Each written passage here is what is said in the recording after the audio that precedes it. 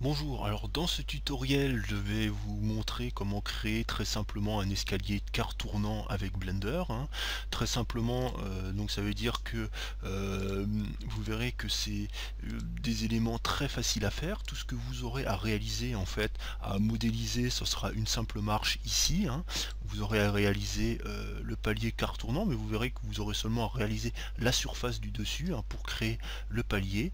Et après chaque élément en fait reprend l'élément de base créé, hein. Donc c'est à dire avec la création d'une seule marche et d'un palier on crée un escalier en entier. Donc bon tutoriel. Nous allons reprendre le cube de base, voilà,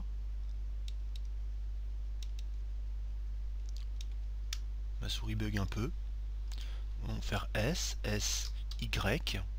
Voilà, comme ceci, nous allons redimensionner, refaire S, Y.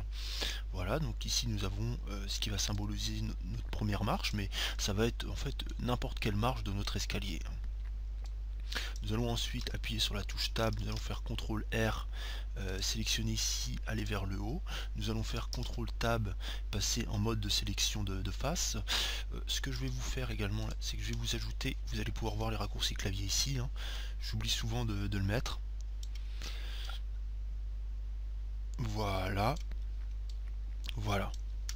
Nous allons sélectionner cette face là, faire une extrusion avec E et tirer vers l'avant et puis faire un clic gauche. Donc ici vous voyez que nous avons notre première marche avec un nez de marche un peu grand, hein, mais bon c'est pas trop gênant. Et voilà, hein, donc la première marche, bon on va rester comme ça pour la première marche, ça va être bien. Vous verrez qu'on pourra ajouter des détails sur cette marche, et le fait d'ajouter des détails sur cette marche, ça modifiera entièrement l'escalier, hein. Ce que je vous apprends en fait, c'est une méthode qui va vous permettre en modifiant pardon, qu'une seule petite partie, par exemple la première marche, ça va modifier toutes les autres marches. Donc pour faire justement cette modification et pour créer justement les autres marches, pour pouvoir permettre cette modification et pour pouvoir créer les autres marches, nous allons aller dans, cliquer sur la petite clé à molette, ici aller dans Add Modifier et aller dans Array. Array qui veut dire réseau. Et vous voyez qu'une deuxième marche est créée juste derrière. Donc bien sûr, nous voulons que notre escalier monte, hein. Hop. Voilà. Nous voulons que notre escalier monte, hein, comme ceci, hein. Voilà, hein. Notre escalier, ce qu'il va faire en fait, je vais vous le dessiner vite fait avec l'outil de Joe, c'est bon, il va faire comme ça, hein. Et ce que je peux en faire arriver à un certain niveau, c'est que je vais faire un palier qui va tourner comme ça, hein. Bon là c'est pas, je l'ai pas tellement fait de perspective, mais voilà, ça va tourner et puis on va reprendre comme ça l'escalier, hein. Je vais dézoomer un peu.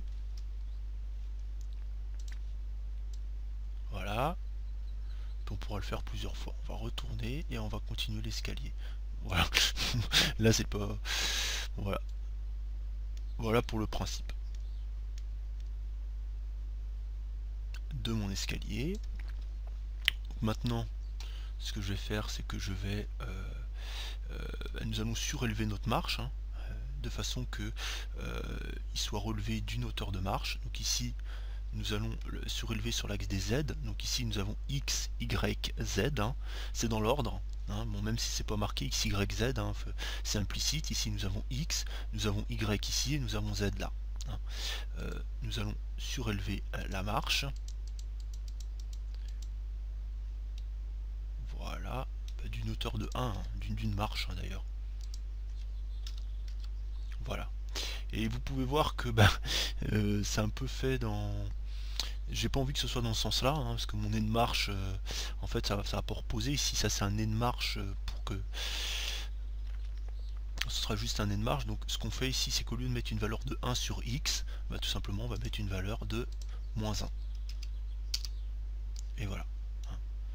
Et vous voyez que si on met une valeur de moins 1, forcément, comme mon nez de marche est compris dans la marche, ça crée un espace que je ne veux pas avoir.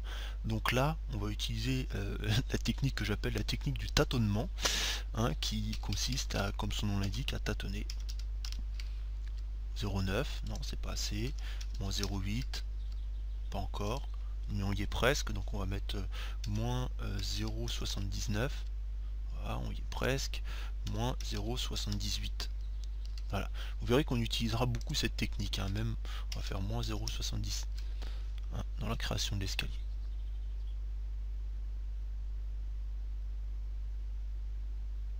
Donc voilà pour mes deux premières marches.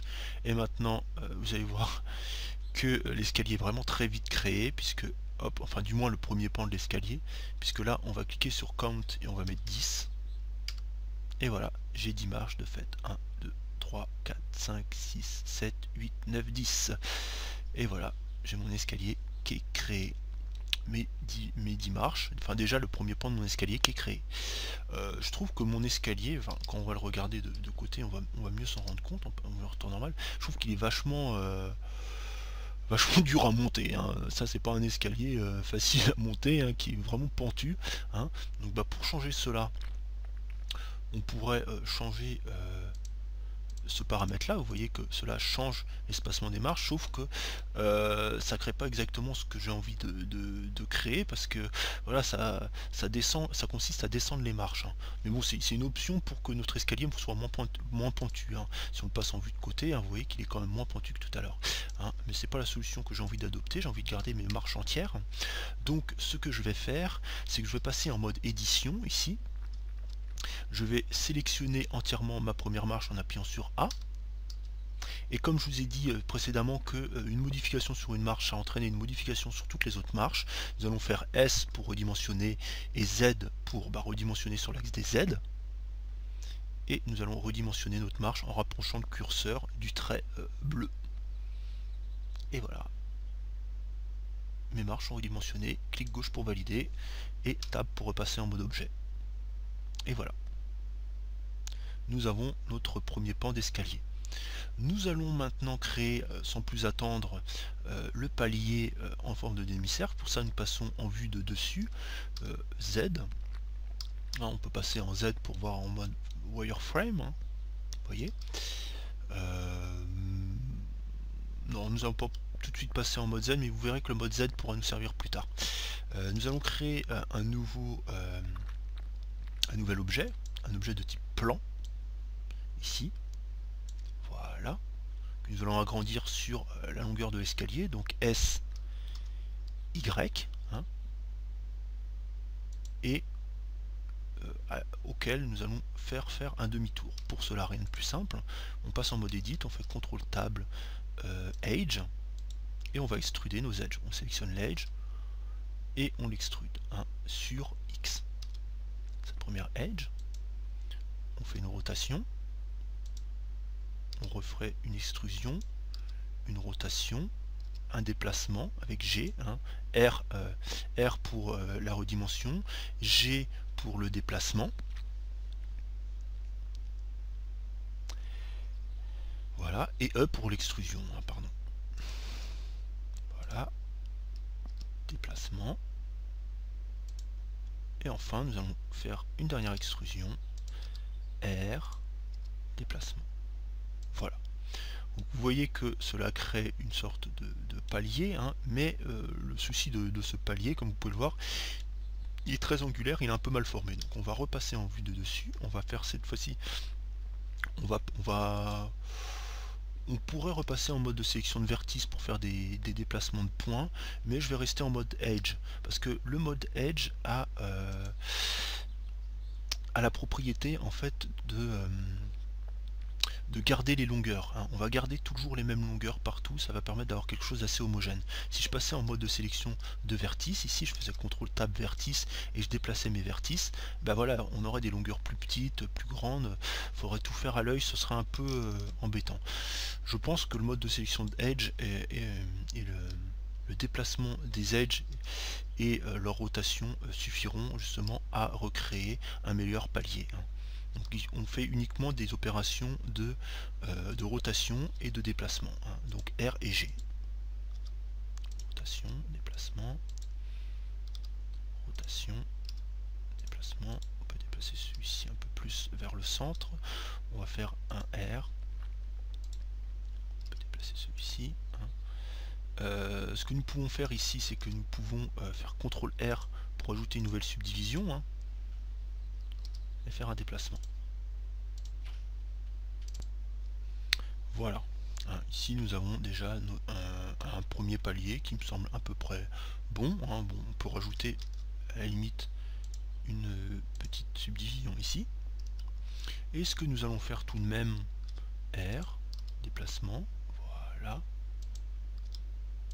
R, déplacement, voilà.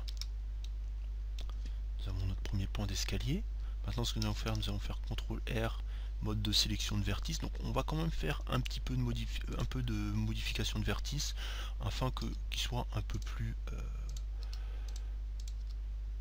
afin de le rendre un petit peu meilleur, hein, mais des déplacements assez fins, hein, assez light. Voilà. Voilà. Donc ici nous avons notre palier. Ce que nous allons faire maintenant, c'est que nous allons ajouter de l'épaisseur à notre palier.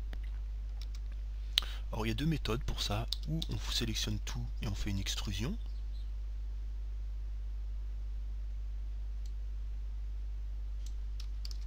Une extrusion, voilà. Donc ça crée du volume. Mais après, bah, si on a envie de faire des modifications, c'est un peu embêtant, faut tout sélectionner, c'est un peu embêtant. Et voilà, c'est un peu embêtant de faire des modifications alors qu'on a déjà un volume. Ce que moi j'utilise en général, c'est que je fais un add modifier et je fais un modifieur de type solidify. Voilà, donc ici pour l'instant on voit rien, mais c'est parce qu'il faut ajouter de l'épaisseur ici.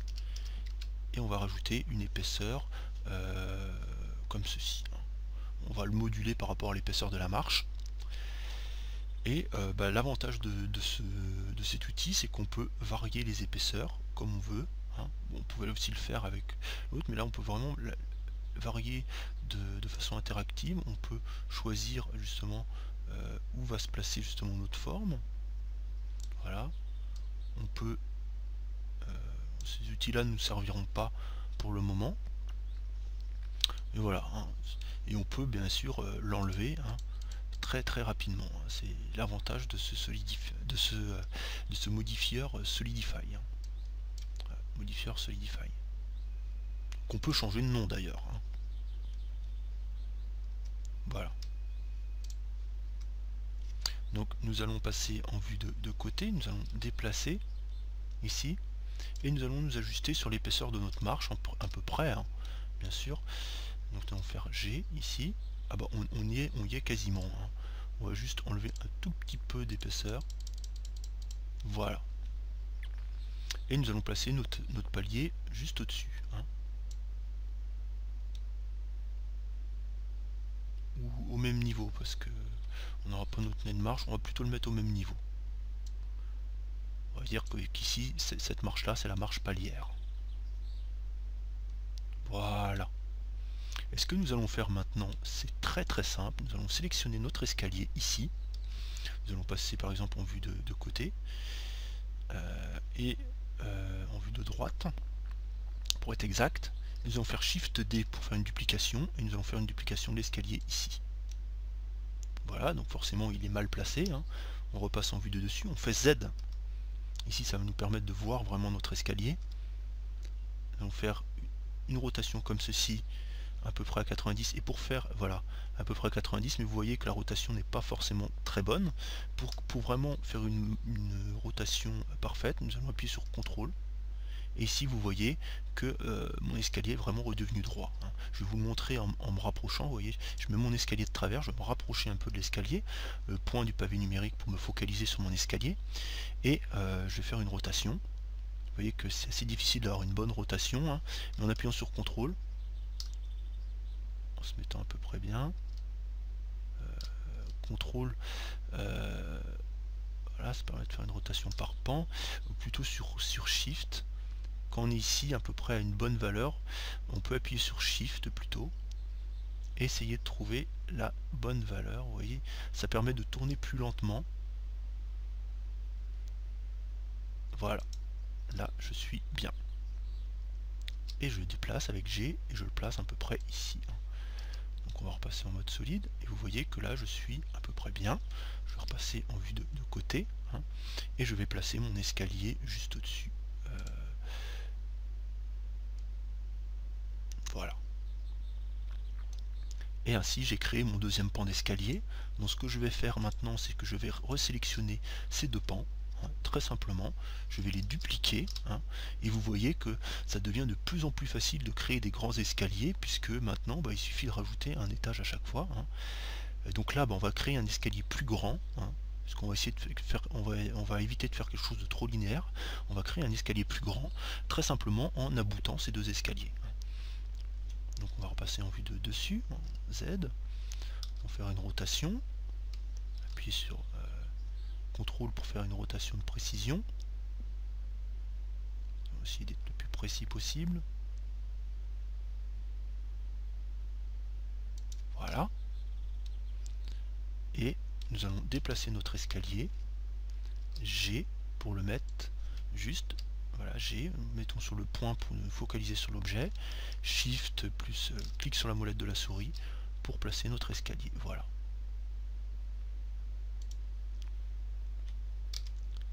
Voilà, Z, et voilà. Non, c'est pas bon. Comme vous voyez en 3D, c'est dit... des fois on peut penser être bon, CTRL Z. Voilà. Et je redéplace mon escalier juste ici. Je vais me focaliser ici, hop, pour bien me placer. Voilà, on va vraiment zoomer ici. Et on va se placer pile poil sur le bord. Voilà. Dans l'autre sens aussi, tant qu'à faire.